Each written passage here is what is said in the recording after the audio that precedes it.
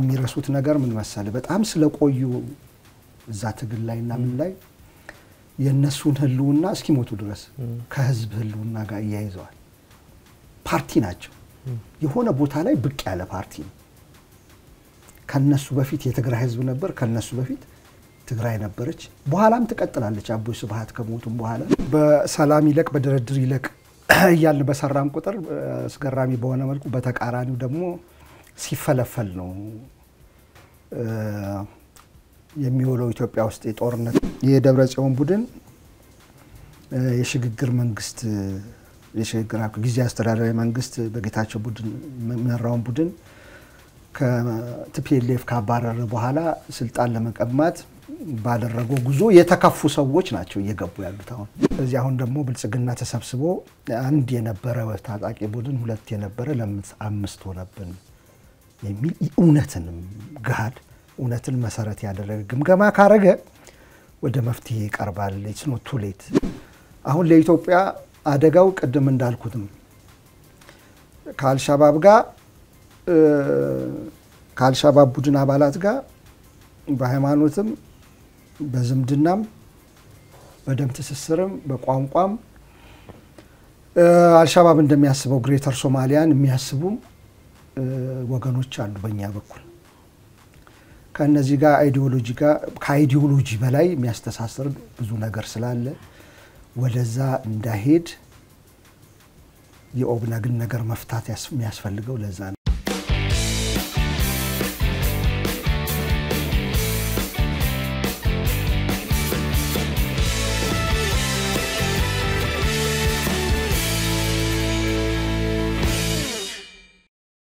አክብሮታዊ ሰላምታችን በያላችሁበት የዓለም ዳርቻ ይድረሳችሁ የተወደዳችሁ የአንዳፍታ ቤተሰቦች ከአንዳፍታ ወደ እናንተ የሚደርሰውና ከአማር መኮንን ጋር በመሆን የምናዘጋጀው የአንዳፍታ ትንታኔ ዝግጅታችን ተጀምሯል ወቅታዊ እንደዚሁም ደግሞ ሰሞነኛ የኢትዮጵያ ፖለቲካ ሁኔታዎችን የምንዳስስ ይሆናል በተለይም ደግሞ በሁለት ግንባሮች አዳዲስ የትጥቅ ትግሎች እየተጀመሩ ነው ከሰሞኑ ኦብነግ በሶማሌ ክልል የትጥቅ ትግል ውስጥ መግባቱን ይፋ አድርጓል ከዚህ በተጨማሪ በትግራይ ደግሞ ህወሓትን ለመታገል በርካታ ወጣቶች ወደ ጫካ እየገቡ ይገኛሉ ይህ የትጥቅ እንቅስቃሴ ደግሞ በአቶ ጌታቸው ረዳና በጀነራል ጻድቃን ገብረትንሳኤ በጀርባ እንደሚደገፍ ይደገፋል የሚሉ ክሶችና ሪፖርቶች እየወጡ ይገኛሉ ይሄን ጉዳይ እንዳሳለን እንደዚሁም ደግሞ የፋኖ አመራሮች መካከልና በቅርቡ ፋኖን የተቀላቀሉት ጀነራል ተፈራ ማሞ በይፋ ከኤርትራና ከትግራይ ኃይሎች ጋር እንደሚሰሩ ይፋ አድርጓል እነዚህን ሁለት አጀንዳዎች እንዳሳለን አብራችሁን ቆዩ አሚጎ እንኳን ደህና መጣ ዛሬ እንግዲህ ጠቅላይ ሚኒስትር አብይ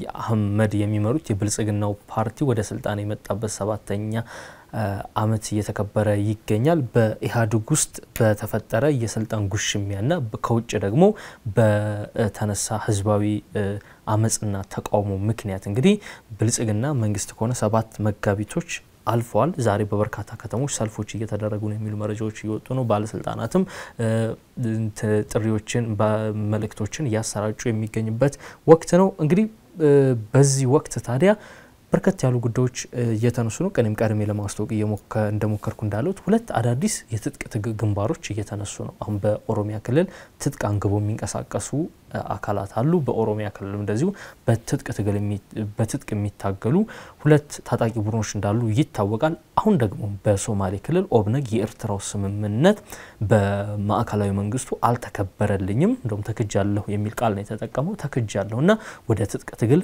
ገብቻለሁ የሚል እወጃን ይፋ አድርጓል ከዚህ ቀደም ዳርዳር ሲል ነበር ኦብነግ ወደ ትጥቅ ትግል የመግባት አማራጭን እየተመለከተው እንዳለም አመራሩ ለቢቢሲ ሲናገሩ አድምጠን ነበር እንደዚሁም ደግሞ በትግራይ ህወሓትን ለመንቀል የሚታገል የትጥቅ ቡድን እየተደራጀ እንደሆነ በርካታ ወጣቶችም ወደ ጫካ እየመሸጉ እንደሆነ ሪፖርቶች ይወጣሉ በተለይም አንዳንድ መረጃዎች የአዲግራት ከተማ ከንቲባ ሳይቀር ወደ ትጥቅ ትግል እንዳመሩ መረጃዎች ወጥተዋል ጀነራል ታደሰ በጉዳዩ ላይ የተናገሩት ነገር ነበር ትንሽ ናቸው ይሁንና ግን ትንሽ ናቸው ብለን ልንነቃቸው አይገባም ነገ ሊበዙ ይችላሉ ካሁን መስተካከል አለበት እንደም መሳች ያሉት አሁን በትግራይ ያለው ፖለቲካዊ ግለትና ተኩሳት ያባብሰዋል የሚል ነገር ነው ያነሱት እንደዚሁም ደግሞ ወደ አማራ ክልል ስንሄድ የፋኖ ታጣቂዎች ከዚህ ቀደም የሚታሙበት ነገር ነበር በተለይ በመንግስት ደጋፊዎች በኩል ከኤርትራና ከህወሓት ኃይሎች ጋር እየሰሩ ነው የሚል ነገር ሲነሳባቸው ነበር ጀነራል ተፈራ ግን ከዚህ በኋላ እንደም ከሁለቱ ኃይሎች ጋር እንሰራለን የሚል ነገር አንስተዋል እንግዲህ ጀነራሉ ይሄን ይያሉ ባሉበት ወቅት ደግሞ አርሚ 7 የሚባል በሱዳን ያለ ካልቡርሃን ወገን ወግኑ የሚዋጋ የህወሓት ታጣቂ ቡድን በሱዳን ካርቱምና አካባቢ በሚኖሩ የወልቃይት ተወላጆች ላይ ግድያ ፈጽሟል የሚሉ ሪፖርቶች እየተሰራጩ ነው የሚገኙት ከሶማሌና ከትግራው የትጥቅ ትግል እንጂ እነነሳስቲ አሚኮስ It's unfortunate ግድለኛ ለመሆን ነው እንጂ በየጊዜው ስለ ግጭትና ጦርነት በየጊዜው በሰላም ይለቅ በድርድር ይለቅ ያልን በሰራን ቁጥር አስገራሚ በሆነ መልኩ በተቃራኒው ደግሞ ሲፈለፈል ነው የሚወለው ኢትዮጵያ ውስጥ የጦርነትና የሆነ ያካሄድ ችግር ያያያዝ ችግር መኖሩን መገምገም ያስፈልጋል እኔ ብልጽግና የኮንግረስ አመታዊ ኮንግረሱን ባደረገ ጊዜ ይሄንን ለማስመር ሞክሬያለሁ አሁንም 7ኛ አመት አሁን እንዳልከው ሰላማዊ ሰልፍ ባለስልጣናት የሚጽፉንም ያያለው በጣም በስኬት ላይ ያለ ጉዞ እንደሆነ አድርገው ነው ኢትዮጵያ ውስጥ ያወሩ ያሉት አንዳንድ ትልልቅ ባለስልጣናትም ደጋፊዎቻቸውም እንደዛው ይላሉ እንግዲህ ደጋግም የምለው ችግርን ለመፍታት መሰረታዊ የሳይንስ መርሃል 5ኛ ክፍል የተማርነው 5ኛ ክፍል ይመስለኛል መጀመሪያ መልከታ አለ ኦብዘርቬሽን ከዛ ፕሮብሌም አይደንቲፊኬሽን ይሉታል ችግሩን መለየት ችግሩን ካለየ በስተቀር ከዛ ኤክስፐሪመንቶች ምናምን ተሰርተው እውነታ ይፈልጋል መፍትሄ ይሰጣል ለዛ ችግር እነዚህ ሳይንስ መርሆች ናቸው ዘመናዊ ነገር በማንኛውም ሳይንስም ሆነ በማንኛውም ሲሰራ እንደዚህ ነው እና ለብልጽግና ያን ጊዜም ኮንግረሱ ጊዜ ሳሳስብ የነበረው እውነቱ መሬት ላይ ያለው እውነት የተለየ ነው ግምገማው የብልጽግና የተለየ ነውና ከዚህ ጋር መታረቅ አለበት ነው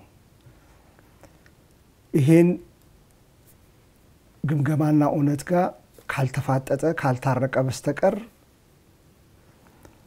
ትዝ ይልህ እንደሆነ ጠቅላይ ሚኒስትሩ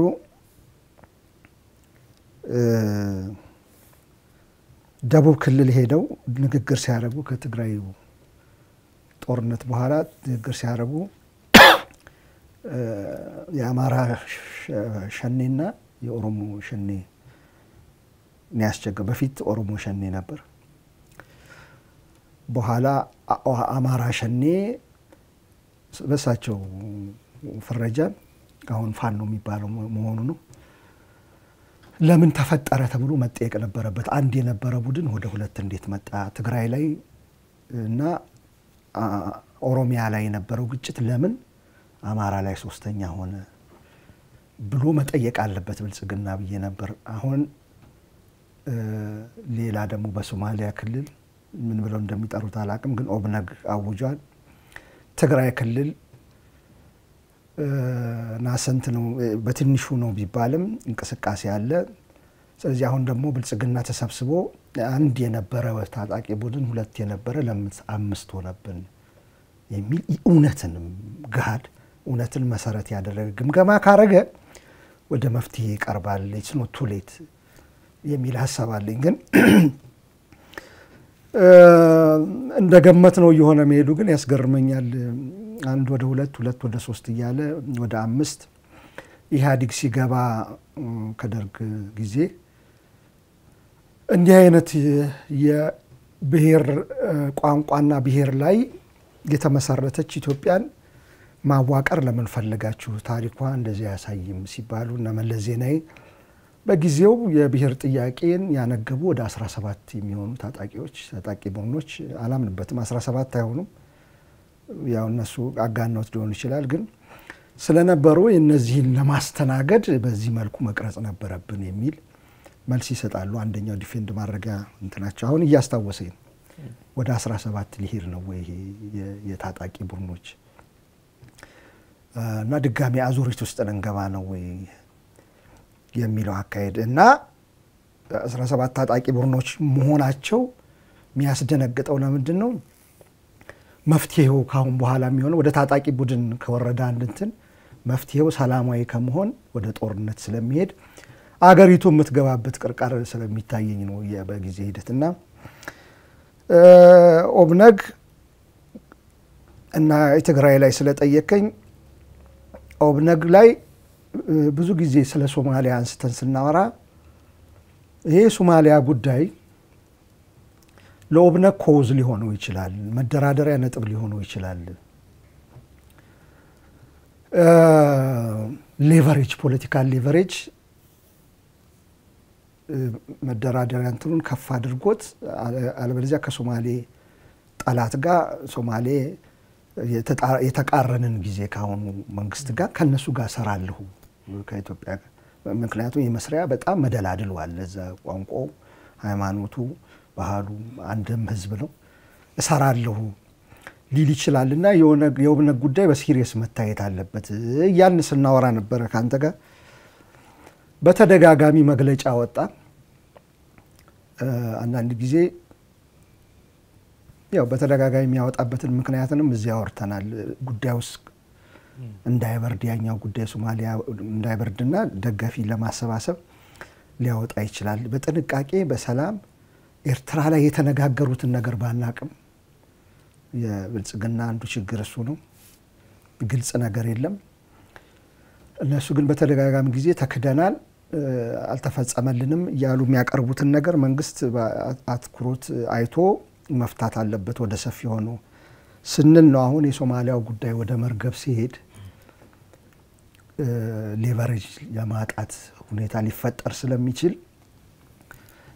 የገቡት የሚመስለኝ ወደ ጦርነት የገቡት አሁን በሰላማዊ ድርድር እኔ ከንትና ጋር ይሰራሉ ብለ መታስፈራራበት እንትን ሲቀር ወደ ለምታረገው ወደ ትጥቅ ትግል ትገባል ስቲል ይሄ ቡድን በተለይ ከአልሻባብ ጋር ግንኙነት ካደረገ ለኢትዮጵያ አደገኛ ነው እሱ ነገር እንደው ላነሳለ ነበር አንድ ሰሞን አንድ ጽሁፍ ያነበብኩ ነበርና አልሻባብ በርካታ ይዞታዎችን ያሰፋ ያጠናከረ ይገኛል እንደው ምንድነው እየተባለ ያለ እንደ ታሊባን መንግስት ለመሆን ሊቃረብ እየቻለ ነው የሚሉት እንተኖችም እየሰማና ከአልሻባብ መጠናከር ጋር ተያይዞ ይዞታዎችንም ያሰፋ አሜሪካ ጋር ተዳምሮ የኦብነግ እንዲህ አይነት ትግል ውስጥ መግባት ለኢትዮጵያ ሌላ ያለውን ማንዳታ በቃኝ ደስ ይላል በነገራችን ላይ አልሻባብ ኦፊሻሊ ባይሆንም ሶማሊያን ሰፊ ክፍል አስተዳድሮ ያቀል እንዳውም አንዳንዶች በሚያስደንቅ ሁኔታ በአልሻባብ ጊዜ የተሻለ ሶማሌ ነበረች እኛ አሁን በአሸባሪነት ምናምን አምናቀው አልሻባብ ምን አረገ መሰለህ የሶማሌ ፖለቲካ ክላን ቤዝድ ስለሆነ በአብዛኛው ጎሳ ላይ የተመሰረተ ስለሆነ ከጎሳ አልፎ የሚያሰባስብ አይዲዮሎጂ ጠፋ እርስ በርስ መጋጨት ሆነ ዋርሎድስ አልሻባብ እስልምናን ይዞ መጣ ከክላን በላይ ነው ከጎሳ በላይ ነው ኢስላሚክ ኮርት የሚባለውን ታላላቅ ሰዎች ኢማሞች መምህራን ፍርድ የሚሰጡበትን መጽሐፉ ደግሞ የተቀደሰ መጽሐፍ የሆነበትን ጎሳ ለጎሳ ጎን የሚታዩበትን ከፍ አድርጎ አይዲዮሎጂ ያመጣ እስልምናና የዛን ጊዜ በጣም ሶማሊያ ሰላም ሆነች ሰላም ብቻ ሳይሆን ኢኮኖሚውም ስሙዝሊ ራን አረገ ሬሚታንስ በአብዛኛው ከውጪ ይመጣል ከዛ የቴሌ ኮሙኒኬሽን እንትናቸው በጣም ጥሩ ነው እሱም በደንብ መስራት ጀመረ አልሻባብ ግብር ይከበላል አሁንም አለ ብዙ ቦታ ላይ የአልሻባብ ቡድን የሚጫነውን ፕሬዚዳንቱ እኮ ሌላ ነው እዛ ያለ አስተዳዳሪዎች ሌላ ናቸው ግን ከዩኤኢ ከሳውዲ አረቢያም ወደ ሶማሌ የሚጫነው እቃ ምን ያህል ታሪፍ እንዳል ምን ያህል ዕቃ እንደተጫነ አልሻባብ ቀድሞ ይደርሰዋል። ኔትወርክ ዘረጋ፣ በጣም ሰፊ ኔትወርክ። አካባቢ ያሉትን በደንብ ማስተዳደር ጀመረ። ምን ማለት ጀመረ እና አፍሪካ ቀንድ ላይ የሚጽፉ ሰዎች ምን ይላሉ መሰለህ? አንዳንድ ጊዜ የነሱን አርጊውመንት ነው ላልደግፈው እችላለሁ። ኢትዮጵያ የእስልምና መንግስት ጎረቤቷ ጋር እንዳይቋቋም ስለፈለገች ነው እንጂ አልሻባብን የመታችው የእስላም የሚያከርር ቡድን እንዳይቋቋም ነው እንጂ በአልሻባብ ጊዜ ይሻል ነበር ሶማሊያ የሚል አርጊውመንት የሚያቀርባሉ።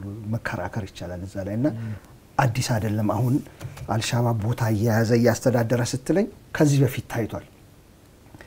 አሁን ለኢትዮጵያ አደጋው ቅድም እንዳልኩት ነው። ከአልሻባብ ቡድን አባላት ጋር በሃይማኖትም በዝምድናም በደም ትስስርም በቋንቋም አልሻባብ እንደሚያስበው ግሬተር ሶማሊያን የሚያስቡም ወገኖች አሉ በእኛ በኩል። ከነዚህ ጋር ከአይዲዮሎጂ በላይ የሚያስተሳስር ብዙ ነገር ስላለ ወደዛ እንዳይሄድ የኦብነግን ነገር መፍታት የሚያስፈልገው ለዛ ነው። ወደዛ እንዳይሄድ ጥያቄዎቹ ምንድናቸው ብሎ በፖለቲካዊ ድርድር መፍታት የሚያስፈልግበት አንደኛው ምክንያት ውስጡ ያለው አምስተኛ ነው። አራተኛ የቲፒኤልኤፍ አለ ቡድን፣ የቲፒኤልኤፍ ተቃራኒ መጥቷል። ሁለተኛ ኦሮሚያ ላይ 3 አለ፣ አማራ ላይ 4 አለ፣ 5 አገሪቱ ውስጥ 5 ቡድኖች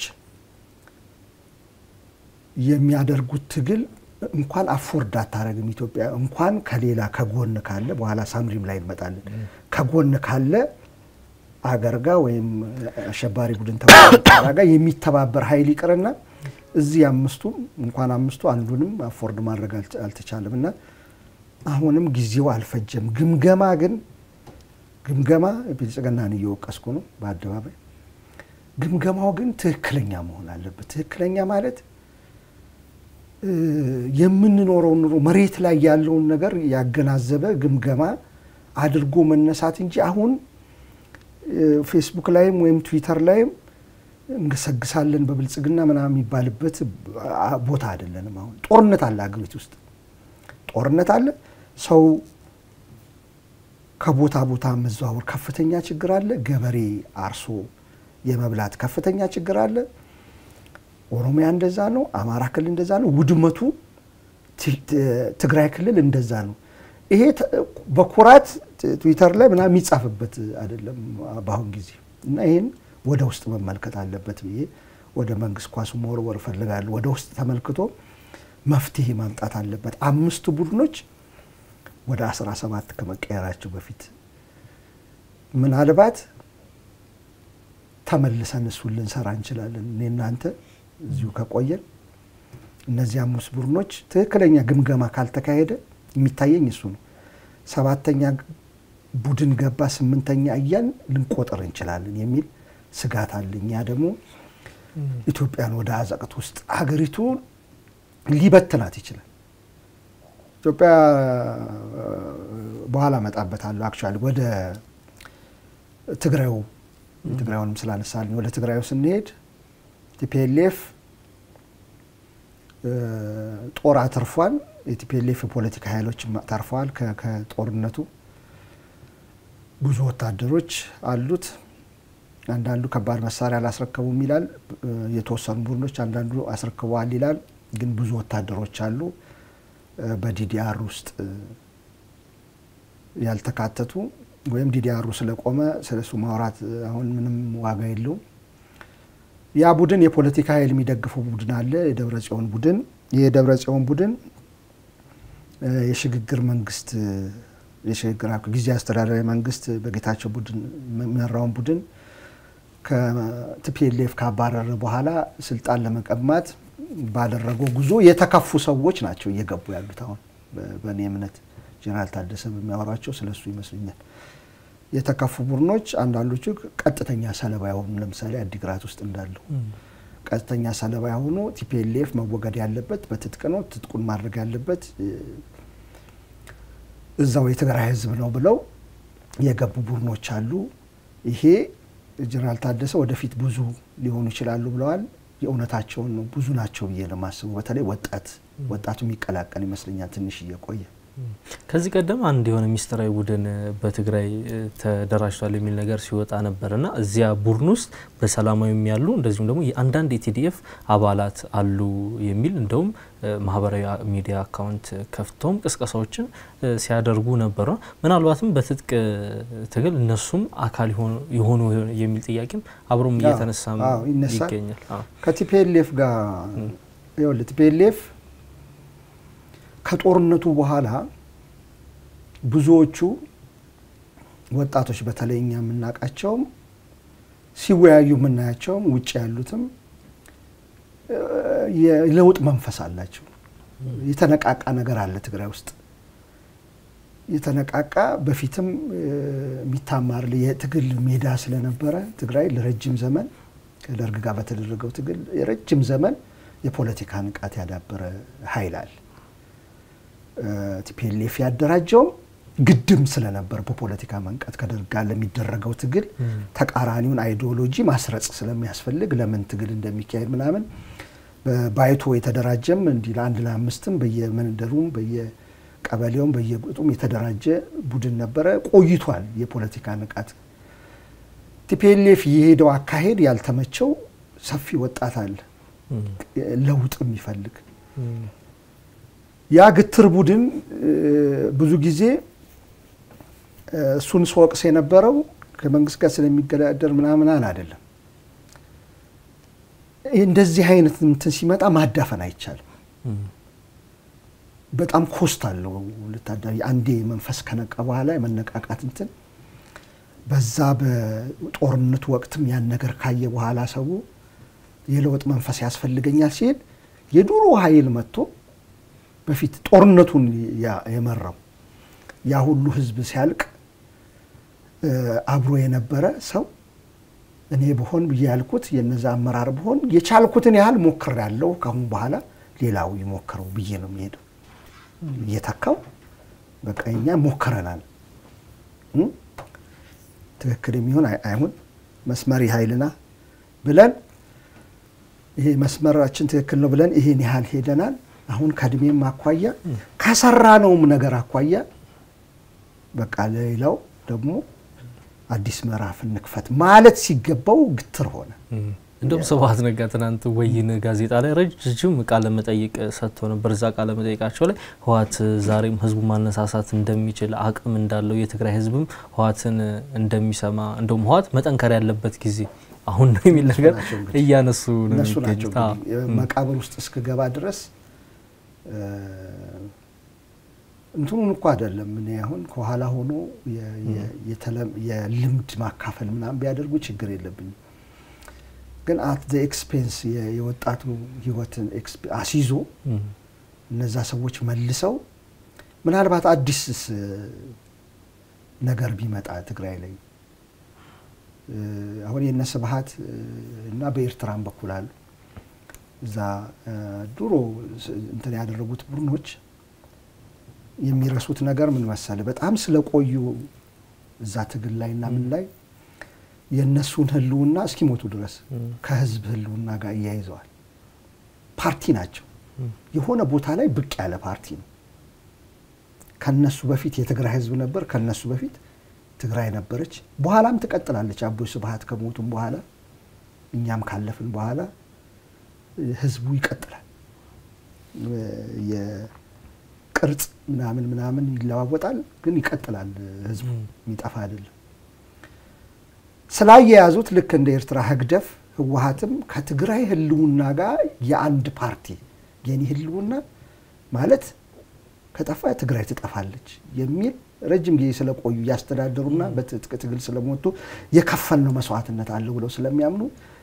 ያችን ህመም ያለባት እርምጃ መራመድ አቅቷቸዋል ህመም አላት ለቀ እና አዲስ ፊትና ወደፊት አምጥ ተመልቀቅ ህመም አለ ፓወር ከባድ ነገር ስለሆነ ማለት ነው እንደዛ የሚገባቸው ጊዜ ስላራረጉ ይዋረዳሉ መጨረሻ ላይ ይሄ የዓለም ታሪክ ነው ማንኛውም ዲክቴተር እኔ ብቻ ልምራ ያለ እድሜ እስኪሄድ ድረስ እድሜ እስኪወስደኝ ፈጣሪ እስኪወስደኝ ያለ ያልተዋረደ መሪ የለም።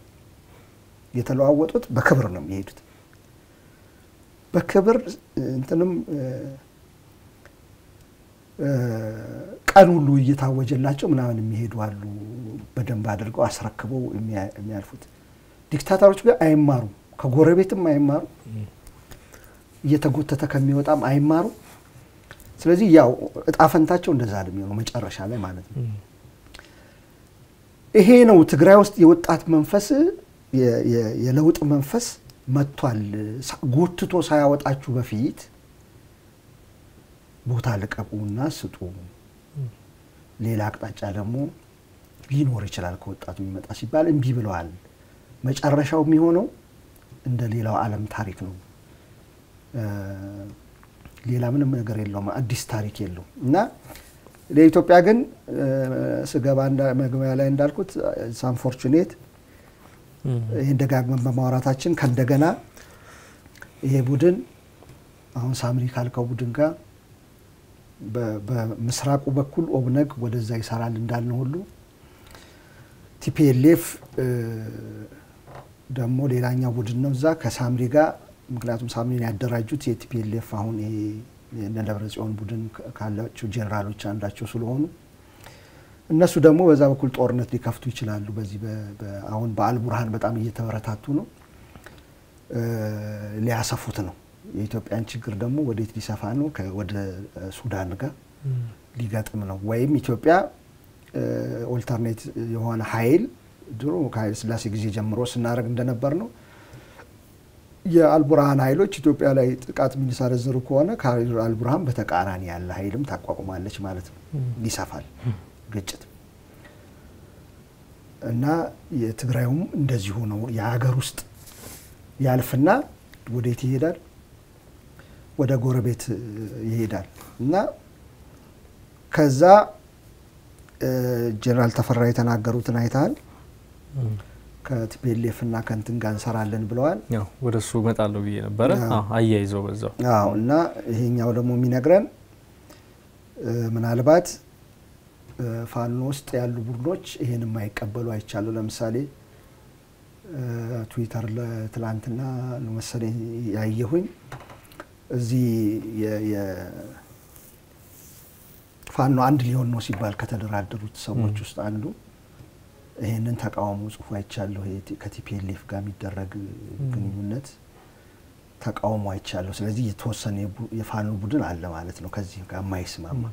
የጠላት ምደባቸውን ማይተኮናን ከዚህ ቀደም ስናወራበት አሁን በእስክንድርና በዚያኛው ቡድን መካከል ባለ ሲያስቀምጡ የጠላት ምደባቸውን በአንደኛ ደረጃነት በነዘመነ በኩል የሚቀርበው የብልጽግና መንግስት የሚል ነገር ነው። በእስክንድር በኩል ደግሞ አንደኛ ደረጃ ጠላቱ ላይ ሰየሙት የቲፒኤልኤፍ ይሄን ህገ መንግስት ቀርጿል ማለት ነው። ይሄ ወራሽ ነው የሚሉት። አዎ በብዛት ያው ከትግራይ ጋር ያለውን ግንኙነት የሚቃወሙትም በእስክንድር በኩል ያሉ አደረጃጆች ናቸው ይባላል። እሱ አሁን የብዛት የምናምን ልዩነት ሊኖር ይችላል፣ ግን እዛው ውስጥም በአማራ ክልል ለሁለት እንትን ሊል ይችላል። ከዛ በላይ ግን የሰሜኑ የብልጽግና መንግስት የሰሜኑን ኃይል ለማዳከም ስለሆነ ዋና ዓላማው የሰሜኑ ኃይል አንድ መምጣት አለበት የሚል ደግሞ አለ። ይሄ ማለት የቲፒኤልኤፍ የኤርትራ የፋኖ ኃይል አንድ ላይ መምጣትና ብልጽግናን መውጋት አለባቸው የሚል ነው። የራሱ የሆኑ ውስብስብ ነገሮች አሉት። ይሄ ከዚህ በፊት አንስቻለሁ፣ ተመልካቾቻችን ላይወት ይችላል። ቲፒኤልኤፍ እና ፋኖ በምን አግባብ አስቻይ ሁኔታዎች አሉ ሊሰሩ የሚችሉበት ማያስችሉ ሁኔታዎች አሉ የሚለውን የግዛት ጉዳይ አንስተን የአይዲዮሎጂ ጉዳይ አንስተን ቲፒኤልኤፍ የቀረጸውን ህገ መንግስት ይሄ ነው ሌጋሲ የሚለውን ህገ መንግስት የአማራው ቡድን እንደሚቃወሙ አንስተን በዚህ ህገ መንግስት አልተወከልኩም ስለሚል የአወቃቀሩን የቲፒኤልኤፍ በዋነኝነት የአንበሳውን ድርሻ ወስዶ ያደረገውን የክልል አወቃቀር ግዛቴን ቀምቶኛል እንደ ሲቲዝን አማራው ተበትኖ ስለሚገኝ እንደ ሲቲዝን ያለውን መብት ነጥቆታል የሚል የአማራ ኃይል እንዴት ነው ሊሰራ የሚችለው? ወይስ በኋላ ታግለን ጥለን በኋላ እንታረቃለን የሚለው ጊዜ የሚፈታው ነው ብያለሁ። ከኤርትራ ጋር የሚደረገውም ልክ እንደዚሁ ነው። የኤርትራው ኃይል ኢትዮጵያ አደረገችብኝ የሚለውን ነገር በሙሉ ወደ አማራው ነው የሚያካትተው። ኢትዮጵያ በኃይለ ሥላሴ ጊዜም ተጨፈጨፈ፣ በደርግ ጊዜ ተጨፈጨፍኩናን ካለ ነጥሎ አማራውን ነው። ቲፒኤልኤፍም ከዛ ነው የወሰደው አክቹአሊ። እና ይሄ የአብሮ ያሰራቸዋል የሚለው አይሰሩም ምናምን ልልህ አልችልም። ለምንድነው ልልህም አልችለው? የአማራ ኃይሎች ባለፈው ጊዜ ኤርትራ ሰልጥነው መጥተው ቲፒኤልኤፍን ወቅተዋል። ያው የጠላት ጊዜያዊ ታክቲካዊ ግንኙነት ወይም ደግሞ ለጊዜው የታሰበውን ነገር ያ ጠላት የሚባለውን ነገር አንክቶ መጣል ወገቡን ሰብሮ መጣል እስከሆነ ድረስ ማንኛውም አይነት አላይመንት አሰላለፍ ሊቀየር ይችላል ብዬ ተናግሬ ያለው እዚህ አካባቢና ላይሆን ይችላል ብዬ አላስብም። ምን ያህል ያዛልቃል ለሚለው ትንሽ ይቆይና ከ4 ከ5 በኋላ ሌሎች ሁለት ቡድኖች ይጣላሉ፣ አብረው የሚሰሩ ቡድኖች። የኔ ልምድ የሚነግረኝ እሱ ነው። ሳይንቲፊካሊ ትሬንድ አይታ ነው አንድ ነገር የምትገምተው፣ ፕሪዲክት የምታደርገው። ትሬንድ ይታያል፣ የተቀመረ ትሬንድ። የኔ ልምድ የሚነግረኝ ይጣላሉ፣ ትንሽ ይቆዩና ሁለት አሁን አብረን ሰርተን እናስወግዳለን የሚለው መርሁ በረጅም ጊዜ ስትራቴጂ ምናምን ላይ የቆመ አይደለም። የዘላቂ ጥቅም ያንተንም ያስጠብቃል በሚል ጥቅም አይደለም። ይሄኛውን ጠላት አሁን አንከተን እንጣለው ነው። ይሄን ነው አይደል የምታየው? በአማራ ክልል የነበረው ከመንግስት ጋር ሆኖ ቲፒኤልኤፍን አንከተን እንጣለው ብሎ ነው የተጓዘው። በኋላ አሁን ደግሞ አብረን እንስራ ብልጽግናን ሰባብረን እስከጣልነው ድረስ የሚል ነው የግንኙነቱ እና መልሶ ይበተናል። በብልጽግናም በኩል ይሄው አለ። በብልጽግናም በኩል ብታየው ብልጽግና ከኤርትራ ጋር ከአማራው ኃይል ጋር ሰርቶ ቲፒኤልኤፍን ሰብሬ ይጥላለሁ አለ። አሁን ከኤርትራ ጋር ተጣላ፣ ከፋኖ ጋር ተጣላ። ከቲፒኤልኤፍ ጋር ለመስራት ደግሞ ጥያቄ ያቀርባል። በቃ አካባቢው እንደዛ እና ሎንግ ተርም ስትራቴጂክ ቲንኪንግ የዘላቂ ጥቅም አብሮ የሚያኗኑረን ጥቅም አብሮ ከፍ የሚያደርገን ጥቅም የሚባል የፖለቲካ ባህል ነው የጠፋው። ይሄ የዛ ውጤት ነው እና ግጭቱ አዙሪቱ የሚቀጥለው በዚህ ምክንያት ነው የምለው። ምስሉ የሚታየኝ ይሄ ነው። ግን በዋነኝነት እንደ መዝጊያም ላስቀምጥ በፈልገው